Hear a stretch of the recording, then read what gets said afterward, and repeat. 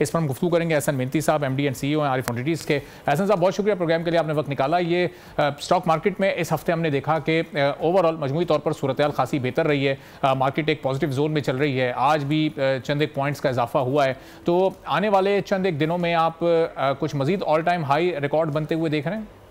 देखें, बिल्कुल, क्योंकि ये तो अभी IMF प्रोग्राम के अंदर अब ये टॉक्स जो हैं ये मंथ में शुरू हो जाएंगी, जिसके मुस्बत पहलू जो है वो सामने आएंगे। भी बजट जो है एक अनसर्टेनिटी सी थी कि पाकिस्तान के अंदर जो PSDP की जो अब इस वक्त जो सूरत हाल होगी, अब वो आगे क्या होती है। कुछ पॉलिटिकल नॉइज ने इस वीक इम्पैक्ट किया, लेकिन बहरहाल अब ये May 9 जब खत्म हो रहा है तो हमने देखा कि ये अब आगे जाकर जो है जो पॉलिटिकल इन्वायरमेंट है वो थोड़ा अगर कंट्रोल होता है तो आगे IMF और बजट को लेकर काफ़ी ज़्यादा मार्केट में स्पेकुलेशन होगी।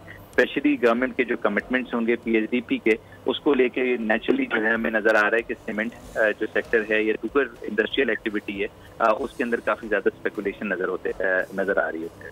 ठीक है, तो ऐसा सब ये अब जो मॉनेटरी पॉलिसी वाला मामला है अभी ये 1.5 महीने के लिए टल गया। इसमें कमी होती तो मार्केट एक मजीद पॉजिटिव जोन में दाखिल होती, लेकिन अब इस 1.5 माह में क्या इस इंडेक्स को आप मजीद ऊपर जाता देख रहे हैं? जो चंद एक सेक्टर्स हैं जिनकी परफॉर्मेंस पहले ही बेहतर है, क्या वो मजीद बेहतर हो सकती है? देखिए, बिल्कुल, ये इन्फ्लेशन जो है, चूंकि हमें नजर आ रहा है कि वीट की प्राइसेस के अंदर भी कमी हुई है और फिर लोकली या इंटरनेशनली जो कमोडिटी प्राइसेस हैं उसके अंदर काफी ज्यादा जो है कमी होती जा रही है, जिसमें अब इन्फ्लेशन 17% तक तो आ गया है। अगला इन्फ्लेशन 15% पर जाएगा जब पॉलिसी अनाउंसमेंट और ये जो पॉलिसी रेट है उसका डिफरेंस, कोई रियल इंटरेस्ट रेट 7% तक डिफरेंस आ जाएगा। तो बहुत एक उम्दा स्पेकुलेशन जो है वो इस मंथ के अंदर एंड में जो है वो पॉलिसी अनाउंसमेंट जब होगा, मोस्ट प्रॉब्ली उसका जो है इम्पैक्ट पॉजिटिव देखा जाएगा। आइडियली उस पर ही स्पेकुलेशन होगी कि आगे पॉलिसी रेट के अंदर मेजर जो है वो कमी देखी जा सकती है। और साथ में ये भी है कि बजट से पहले जो है कुछ अनाउंसमेंट होंगे जिसके अंदर जो पब्लिक सेक्टर की जो स्पेशली डेवलपमेंट एक्सपेंडिचर्स हैं वो सामने आएंगे। तो आई थिंक कि इन्वेस्टर काफी ज्यादा मुस्बत देख रहे हैं पाक IMF टॉक्स को। इसका आउटकम ये भी होगा कि रुपी स्टेबिलिटी भी होगी, साथ में फॉरेन इन्वेस्टमेंट भी जो है इनके साथ मुतल्लिक है। SIFC की जो कमिटमेंट्स हैं वो भी इसके साथ एसोसिएटेड, और जो MBS की विजिट है जो सऊदी किंग की, वो भी इसी माह जो है मुतवक्के है, जिसपे स्पेकुलेशन है कि रिकोटेक की जो तो ऐसा इस महीने के तो सारे इंडिकेटर्स पॉजिटिव हैं, लेकिन अगले महीने जब बजट बिल्कुल सर पर होगा तो बजट से पहले क्या कोई करेक्शन एक्सपेक्टेड है? इस तरह की कोई रूटीन हर साल बजट से पहले रहती है कि मार्केट में फिर वक्ती तौर पर ही सही लेकिन थोड़ा सा डाउनफॉल आ जाए? देखिए, सपोर्ट तो मार्केट में आ गया है, पॉलिटिकल नॉइज कम भी है, तो आई थिंक कि गोइंग फॉरवर्ड स्पेकुलेशन जो है वो सऊदी इन्वेस्टमेंट की होगी।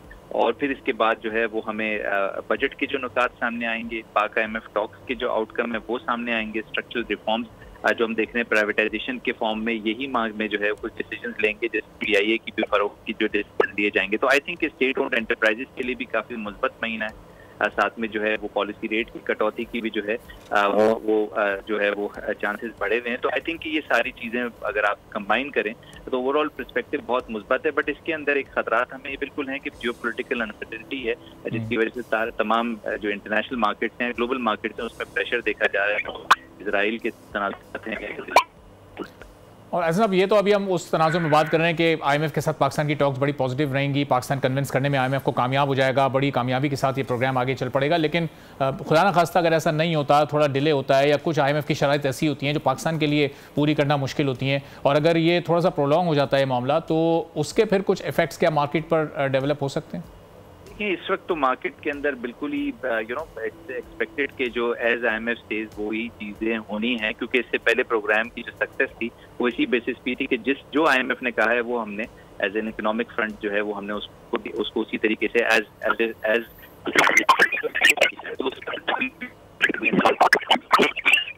जी।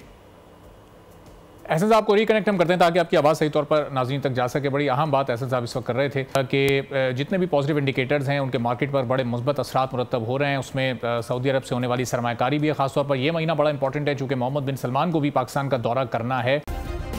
सब्सक्राइब करें और बेल दबाएं ताकि कोई खबर रह न जाए।